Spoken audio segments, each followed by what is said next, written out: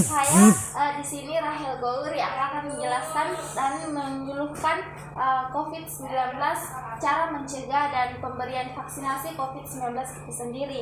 Ya, saya mulai ya Bapak Ibu.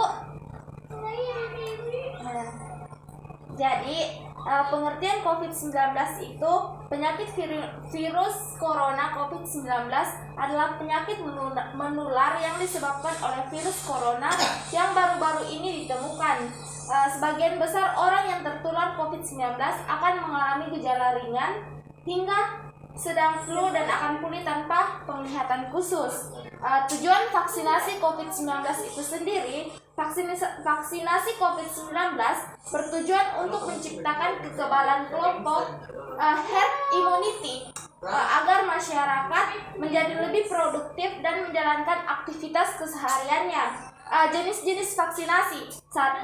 Vaksinasi Sinopharm. Yang kedua, vaksinasi CanSino. Yang ketiga, vaksinasi Moderna. Yang keempat, vaksinasi AstraZeneca. Yang kelima, vaksinasi Sinovac.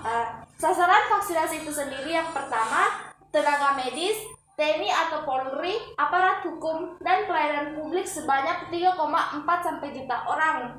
Nah, yang kedua itu tokoh agama atau masyarakat, perangkat daerah, kecamatan, desa, RT atau RW sebanyak 5,6 juta orang. Nah, yang ketiga itu seluruh tokoh, tenaga pendidikan mulai dari PAUD, TK, SD, SMP, SMA sampai sederajat perguruan tinggi sebanyak 4,3 juta orang. Nah, yang keempat, aparatur pemerintah, pusat, daerah, dan legislatif sebanyak 2,3 juta penerima vaksin. Nah, yang kelima itu penerima bantuan iuran atau PBI, BPJS Kesehatan sebanyak 86 juta orang ya Bapak Ibu. Yang keenam, yang terakhirnya itu masyarakat usia 19 hingga 59 tahun sebesar 57 juta orang.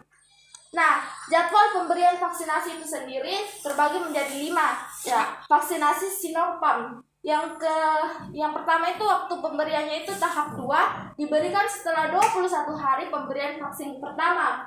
Nah, vaksin yang kedua itu vaksin CanSino. Vaksin CanSino diberikan dosis tunggal sebanyak 0,5 ml dan 18 tahun ke atas. Yang ketiga itu vaksinasi Moderna. Penyuntikan dilakukan sebanyak 2 kali dengan jarak 28 hari. Yang keempat itu vaksinasi AstraZeneca. Penyuntikannya itu dilakukan sebanyak 2 kali dengan jarak 12 minggu ya Bapak Ibu. Nah, yang terakhir ini vaksinasi Sinovac yang paling banyak digunakan di negara kita Indonesia ini.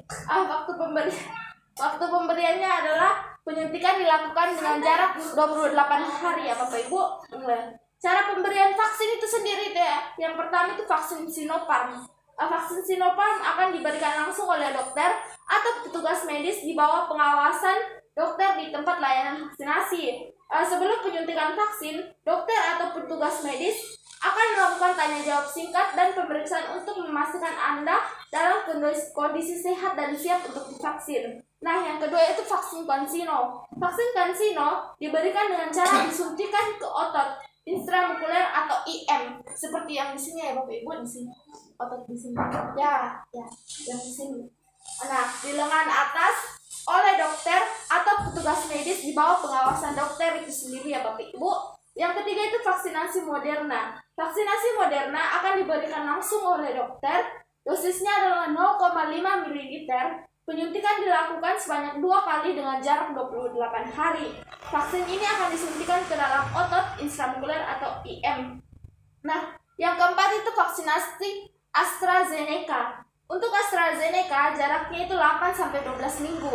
Sedangkan Sinovac jaraknya 2-4 minggu. Meski demikian, dosis yang direkomendasikan oleh WHO untuk kedua vaksin ini adalah sama, yaitu 0,5 ml untuk setiap kali suntik dan diberikan sebanyak 2 kali untuk setiap orang. Kapan vaksinasi tidak boleh diberikan? Vaksinasi itu keadaan di mana vaksinasi tidak dianjurkan, yaitu 1. Terkonfirmasi menderita COVID-19.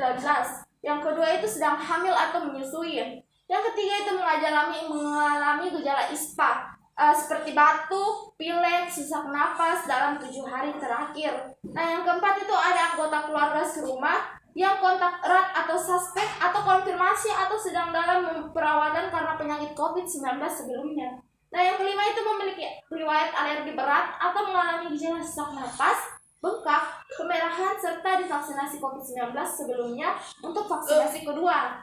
Nah, yang keenam itu sedang mendapatkan terapi aktif jangka panjang terhadap penyakit tekanan darah. Nah, yang ketujuh itu menderita penyakit Auditorium Systemic atau SLE atau lupus, Sjogren, vaskulitis atau autoimun lainnya.